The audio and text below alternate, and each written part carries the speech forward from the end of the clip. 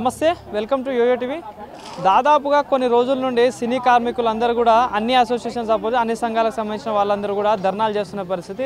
వాళ్ళకి సంబంధించిన ఏదైతే జీతాల విషయంలో కావచ్చు, వాళ్ళకి ఇచ్చే డైలీ డబ్బుల విషయంలో కావచ్చు, మాకు 30% పెంచాలి, మా కష్టం తగ్గట్ట డబ్బులు అయితే ఇవ్వాలంటూ కూడా దాదాపు కొన్ని రోజుల నుండి వాళ్ళందరూ ధర్నా చేస్తున్నారు. సో ఈరోజు అన్నపూర్ణ స్టూడియో పక్కన ఒక పెద్ద కార్యక్రమం అయితే నిర్వహించారు. సో మాట్లాడదాం, మనతో పాటు ఉన్నారు. అన్న నమస్తే. సో ఏంటి మీరు ఏ అసోసియేషన్ నుండి? మేము dancers and dance masters association sir. So ఏంటి సార్, అంటే ఈ సమస్య ఏంది? దాదాపుగా కొన్ని రోజుల నుండి కూడా మీరు అందరూ ధర్నాలు చేస్తూ ఉన్నారు. సో మీ సమస్యలు ఏంటి అసలు? సార్ సమస్య ప్రొడ్యూసర్స్ తలుచుకుంటే చాలా చిన్న సార్, చాలా చిన్న సార్. ఎందుకంటే ప్రొడ్యూసర్స్ మా యొక్క భోజనం పెట్టే దేవుళ్ళు సార్.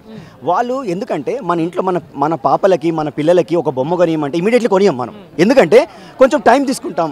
అలాగే వాళ్ళు కొంచెం టైం తీసుకొని వాళ్ళు చేస్తారు సార్, చేస్తారన్న నమ్మకం ఉంది కాబట్టి మేము ఈరోజు మెగాస్టార్ చిరంజీవి గారు పిలుపు మేరకు నిన్న పిలిచారు, అతన్ని సానుకూలంగా స్పందించారు. ఆ తర్వాత ఇక్కడ మీటింగ్ పెట్టారు, మళ్ళీ మెసేజ్ చేశారు, ఫోన్ చేశారు, మీకు న్యాయం చేస్తాను, కార్మికుల పక్షాన్నే ఉంటాను మెగాస్టార్ చిరంజీవి గారు చెప్పారు. అది కూడా మళ్ళీ మన గవర్నమెంటు లేదు మన రేవంత్ రెడ్డి గారు, మన సినిమాటోగ్రాఫర్ కోమటిరెడ్డి వెంకటరెడ్డి గారు కూడా మేము కూడా కార్మికుల పక్షాన ఉంటాం. ఎందుకంటే మీరు టికెట్ పెంచమంటే మా దగ్గరకు వస్తారు, మీరు ఆడియో ఫంక్షన్ అంటే మా దగ్గరకు వస్తారు, మీరు పోలీస్ ప్రొడక్షన్ అంటే మా దగ్గరకు వస్తారు, మీకు ఇన్ని వసతులు కావాలి, కానీ మా యొక్క లేబర్స్కి మీరు పెంచడానికి ఎందుకు మీరు ఆలోచిస్తున్నారు? దయచేసి ఇమ్మీడియట్లీ పెంచండి, వాళ్ళకి పెంచి న్యాయం చేయాలని చెప్పేసి అతను కూడా సానుకూలంగా స్పందించారు. అందుకే ఈరోజు గట్టిగా ప్రతి ఒక్క ప్రొడ్యూసర్కి తెలియాలనే ఉద్దేశంతో ఇక్కడ 24 క్రాఫ్ట్లకు సంబంధించిన 24 క్రాఫ్ట్ల యూనియన్స్ అందరూ ఈరోజు కొంతమంది వచ్చారు, కొంతమంది వేరే పనిలో ఉన్నారు, రాలేదు. కానీ ఈ యొక్క విజయాన్ని చూసి ప్రతి ఒక్కరూ మెచ్చుకుంటారని చెప్పేసి నేను మనవి చేస్తున్నాను. అంటే ఎట్లాంటి సమస్యలు ఉంటాయి? నార్మల్ ఇందాక మీరు చెప్పుకుంటూ వచ్చారు, సో వర్క్ ఎక్కువ ఉంటుంది, టైం అంటే ఒక టైం కాకుండా ఇంకో టైం వస్తారు, రాత్రి వెళ్తారు, పొద్దున వస్తారు.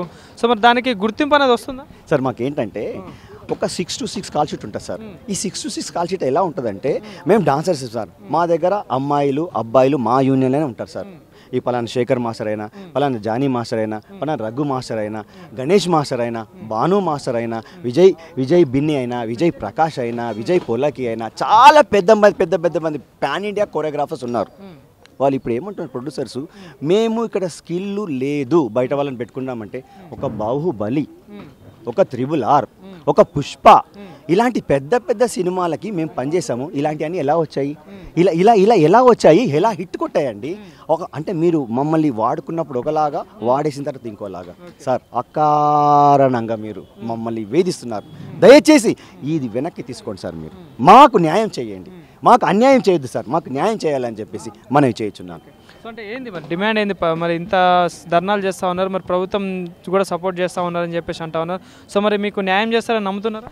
100% మాకు న్యాయం చేస్తారు సార్. మా ప్రొడ్యూసర్సే ఈరోజు కొత్తగా సార్, ఎప్పటి నుంచో జరుగుతుంది, 30 సంవత్సరాల నుంచి జరుగుతుంది. కాకపోతే కొంచెం డిలే అవుతుంది, అంటే సమన్వయం పాటించకుండా వాళ్ళకు మాకు కమ్యూనికేషన్ లేకుండా ఎక్కడో ఏదో ప్రాబ్లం జరుగుతుంది. బట్ డెఫినెట్గా జరుగుతుంది.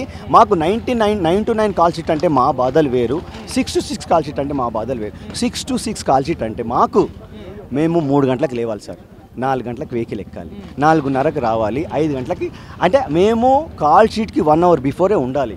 ఎందుకంటే అక్కడ మేకప్ వేసుకోవాలి, హెయిర్ వేసుకోవాలి, కాస్ట్ మా దగ్గర గర్ల్స్ ఉంటారు, బాయ్స్ ఉంటారు, ప్రతి ఒక్కటి క్షుణ్ణంగా పరిశీలించి ప్రతిదీ ఆలోచించి ప్రతిదీ ఫ్రేమ్లో ఎలా ఉన్నారు. మేము డాన్స్ కనపడేవాళ్ళం సార్, మెస్మరైజ్ చేసేవాళ్ళం. హీరో గారు ఒక్కరే ఉంటారు, పక్కన మేమే సార్ డాన్స్ చేసేది. మీకు అందరికీ సంతోషపడేది, ఒకరు చనిపోతే మ్యూజిక్ వేస్తారు, మేమే డాన్స్ ఆడాలి, ఒక ఇంట్లో బర్త్డే అయినా మేమే డాన్స్ ఆడాలి, ప్రతి విషయానికి సాంగ్ డాన్స్ ఉంటుంది సార్. ఆ డాన్స్ మాకే 30% అడుగుతాయి. మీకు ఎందుకు సార్ బాధ వేస్తున్నది? 9 to 9 కాల్ షీట్ అంటే మాకు 4 గంటలకు లేసేది 5 గంటలకు లేస్తాం సార్, గంట బిఫోర్ లేస్తాం.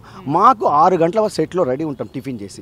మాకు అక్కడ మాస్టర్ కోసం 4 సార్లు రిహార్సల్ చేయాలి, హీరో గారు రాగానే వాళ్ళ కోసం 4 సార్లు రిహార్సల్ చేయాలి, హీరోయిన్ గారు రాగానే వాళ్ళ కోసం 4 సార్లు చేయాలి, కెమెరా కోసం చేయాలి, సెట్ కోసం చేయాలి, అలా రకరకాలుగా చేసి మళ్ళీ హీరోతో పాటు రిహార్సల్ చేసి అప్పుడు టేక్ ఓకే అంటే నెక్స్ట్ టేక్ వెళ్తాం. అంటే ఇంత వర్క్ చేస్తుంటాం. మా డాన్సర్స్ అనేవాళ్ళు 100 మంది ఉంటా కానీ 100 మందిలో ఒక్కరు మిస్ అయితే కూడా అరే వాడు ఎవడు అంటే వాడు చెప్పేశారు, 10 అట్లా 100 మందిలో ఒకటి మిస్ అయ్యాడంటే వాడు ఎవరు అంటే వాడు రవి గారు అని చెప్పేస్తారు. అట్లా ప్రతి ఒక్కరు 100 మంది ఉన్నా మేము అక్కడ డ్యాన్స్ చేయవలసిందే, డ్యాన్స్ ఆడవలసిందే, సాయంత్రం వరకు అక్కడే ఉండి వాళ్ళు ఏ మూమెంట్ చెప్తే ఆ మూమెంట్ మేము చేయవలసిందే, తప్పదు. ఎందుకంటే మా మాస్టర్ ఒప్పుకోడు, లేకపోతే మాకు ప్రాబ్లం అవుతుంది, మా యూనియన్లో ప్రాబ్లం అవుతుంది. అందుకే కాల్ షీట్ విషయంలో సమన్వయం పాటించి దయచేసి 6 to 6 కాల్ షీట్ బాగుంది.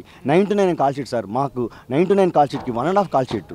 ఎందుకంటే మేము 1.5 కాల్ షీట్ అంటే మేము కష్టపడుతున్నాం మా ఫ్యామిలీ కోసం సార్, మా పిల్లల కోసం సార్. మేము డాన్స్ ఆడేది ఒక 40 సంవత్సరాలే సార్, ఆ తర్వాత ఆడలేరు సార్. ప్రతి క్రాఫ్ట్కి రేపు చనిపోతానన్నా కానీ వాళ్ళు పని చేయొచ్చు, కానీ మా డాన్స్ క్రాఫ్ట్ అలా కాదండి. 30-40 సంవత్సరాలే కష్టపడతాం, ఆ తర్వాత రిలాక్స్ అవుతాం. అందుకే మా పేమెంట్లు ఇలా ఉంటాయి.